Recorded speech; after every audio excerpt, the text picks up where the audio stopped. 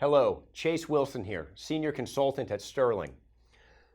So in the subject of hiring, you interview, you find out what the person's like, you think they're good. Well, I don't hire them until I've done a working interview, and I'm going to define what a working interview is and the value of it.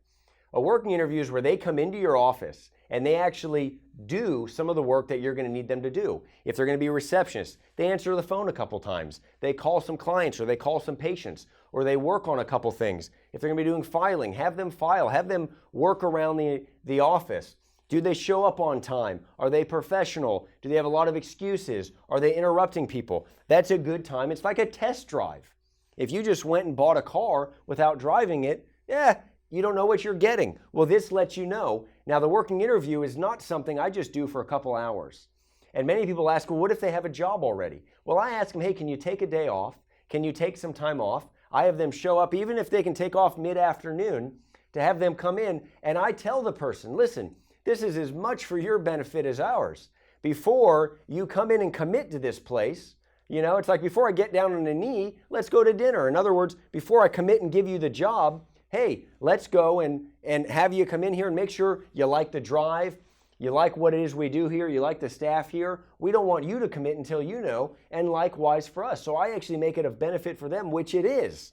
So the working interview is where you actually get them to make the phone calls, do the work, do some of the client work or the patient work or whatever work you can have them do, and that way you really know. You're going to have a much better idea, and once again, it's to their benefit. Another question that comes up, well, how do I pay them? And it's going to be on an individual basis. Some people will come in for a couple hours, and it's part of the interview, and they don't mind that at all. If it's going to be a couple days, good, set it up as 1099 work. In other words, there's an independent contractor coming in to check the place out. Pay them, let's say you're going to pay them $18 an hour, pay them $14 an hour, $13 an hour. Tell them, listen, I'm going to pay just a little bit because you're not really going to be doing the work. You're going to be trying the place out. Most people are completely fine with that. Occasionally it comes up, I need this much an hour. If I'm going to be taken off work, fine. It's still worth it. It's still worth paying that money just to find out where they are. Then you don't have a question. You don't know what they can do. And man, how many times have you said, oh, I wish I would have known that? Right? So this takes that out of there. So the working interview can be up to a week. I've had people take a week off, come into the place, and by the end of the week, we said, you know what?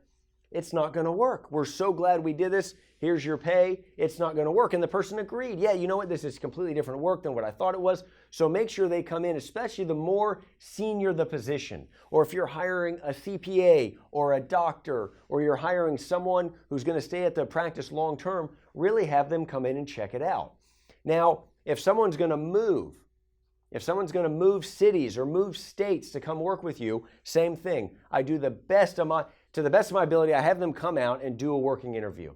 Because if I don't do that, they've already committed and I feel stuck with them. So the working interview is very key.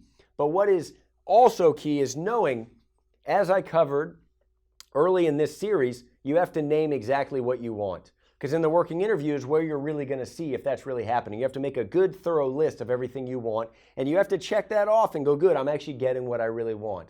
Okay? Number 2, there's a series of tests that will tell you what to look for in the working interview. Right? Because you think, even in the working interview, they're going to tell you what it is you want to hear. They're going to perform at their best ability until they latched on and got that job. But the test will tell you, this area is where they're weak. That's the area we can test them in. Right? And at Sterling, that's one of the things we specialize in, and we can send you a series of steps to really test them so you know what it is that you're actually hiring. So working interview is very key. All right? I want you to use that. I'll see you in the next video.